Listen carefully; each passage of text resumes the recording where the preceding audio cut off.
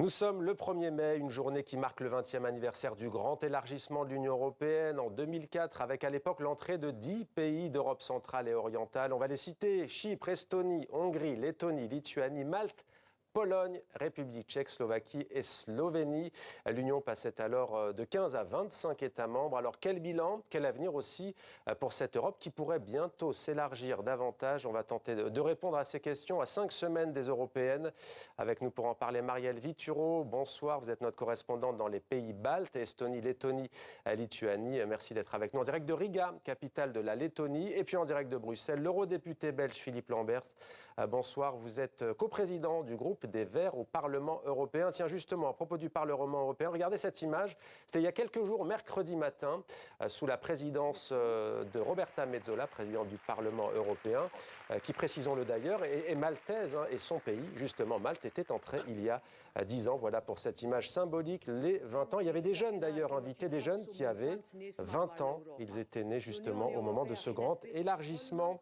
On va vous poser la première question. Peut-être, Philippe Lamberts, il y avait deux objectifs à l'époque pour ce grand élargissement. Il était à la fois de consolider la démocratie, les libertés dans les pays entrants, mais aussi le volet économique. On va d'abord commencer par cette question économique. Quel bilan tirez-vous 20 ans après ?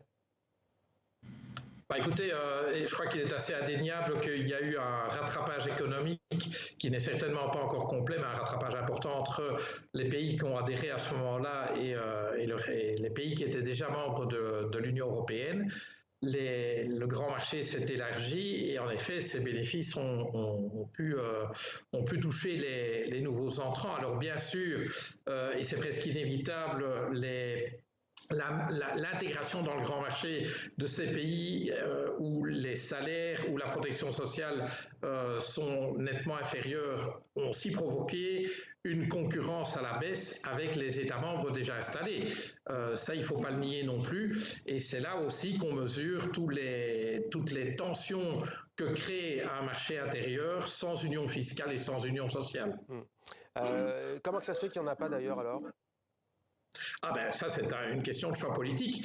Lorsque l'acte unique a été lancé par Jacques Delors, la thèse que Jacques Delors défendait, c'est que avec l'intégration du marché, inéluctablement, la pression serait très forte pour réaliser un début d'harmonisation fiscale et sociale. Et donc, il pariait sur la dynamique de l'intégration, mais il oubliait que cette dynamique, elle suppose l'unanimité. Et dans ces deux matières-là, affaires sociales et affaires fiscales, il faut l'unanimité des États membres. Et par ailleurs, comment est-ce que je dirais, les États membres sont assez jaloux de leur souveraineté fiscale et sociale, ce qui fait qu'on n'a jamais eu cette intégration, parce qu'aussi, le modèle, enfin pas le modèle, mais la pensée économique dominante est la pensée néolibérale, une pensée qui voit d'un très bon œil en fait la mise en concurrence des systèmes fiscaux et sociaux en vue de les niveler par le bas. Ça, c'est le résultat de choix idéologiques. Ouais. Alors, les 10 pays, en tous les cas, c'est incontestable. Vous l'avez dit, Philippe Lamberts, ont rattrapé leur retard. Tous, sans exception, se sont enrichis. La Pologne, par exemple,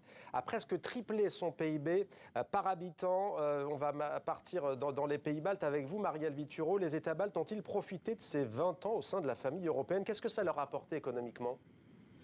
Beaucoup plus de prospérité, ça c'est sûr, on l'a un petit peu évoqué. Par exemple, le PIB par habitant de la Lettonie est passé de 45% à 71% de la moyenne européenne. La pauvreté s'est réduite, c'était une personne sur trois en Lituanie en 2004, maintenant c'est une personne sur 20, mais il y a évidemment toujours beaucoup d'écarts de revenus dans ces pays, et puis les fonds structurels aussi ont beaucoup aidé au développement de ces pays, l'amélioration des écoles, l'amélioration des routes, des hôpitaux, des nouvelles médiathèques, tout cela en fait a été rendu possible grâce aux fonds structurels de l'Union européenne, ce qui a permis aussi de rattraper un certain retard par rapport aux plus vieux membres de l'Union européenne, et maintenant en 20 ans, plus de différence quasiment entre ces nouveaux entrants il y a 20 ans et le reste des membres de l'Union européenne. Restez avec nous, Marielle Vituro, et ces nouveaux entrants. Ils étaient, en fait, non pas 10, Philippe Lamberts, mais 75 millions d'habitants. Vous avez évoqué l'écueil du manque d'harmonisation fiscale, mais tout de même, pour l'Europe de l'Ouest, il y a quand même eu des retombées positives. On parle d'un bond de l'économie européenne de près de 30%. À quoi c'est dû ? C'est dû au fait que l'élargissement du marché intérieur a créé des opportunités principalement pour des entreprises d'Europe de l'Ouest. Et donc, forcément, l'ouverture de ces pays aux entreprises européennes a permis à ces entreprises d'augmenter leur activité. Marielle Vituro, je reviens vers vous parce qu'on va commencer maintenant à évoquer le deuxième objectif à l'époque, c'est celui de la démocratie et des libertés, et ça va prendre tout son sens, on va le comprendre. Pourquoi ? Parce que les États baltes sont d'ex-républiques soviétiques, avec ce grand voisin qu'est la Russie dans le contexte qu'on connaît. Est-ce que ces pays ont gagné en termes de démocratie et de liberté, et est-ce qu'aujourd'hui ils s'estiment protégés du fait d'appartenir à l'Union européenne face à la Russie ? Alors, sur la question des démocraties, des libertés, il faut savoir que les 3 pays baltes ont été indépendants pendant l'entre-deux-guerres, donc environ de 1918 à 1939, et c'était déjà des démocraties. Donc, quand ils sont redevenus indépendants en 1991, ils ont tout de suite, de nouveau, été des démocraties. Ils n'avaient pas ce cheminement à faire. Ils ont repris leur constitution de l'entre-deux-guerres en l'améliorant, et ils ont tout de suite réintégré dans ce modèle européen démocratique. Mais c'est vrai que l'Union européenne a encouragé certaines libertés, par exemple certains droits pour plus d'égalité entre les hommes ou les femmes, plus de droits aussi pour les minorités. Et par exemple, récemment, la Lettonie puis aussi l'Estonie ont adopté des pactes d'union civile pour tous. Le mariage pour tous est devenu possible. Et ça, c'est vraiment grâce en fait à l'Union européenne. Alors pour la question de la sécurité et de la défense, c'est vraiment l'OTAN qui est pour les pays baltes leur assurance protection contre le voisin russe, et ça fait aussi 20 ans cette année que les 3 pays baltes ont adhéré à l'OTAN, mais l'Union européenne, c'est quand même important pour tout ce qui est la mobilité militaire, par exemple.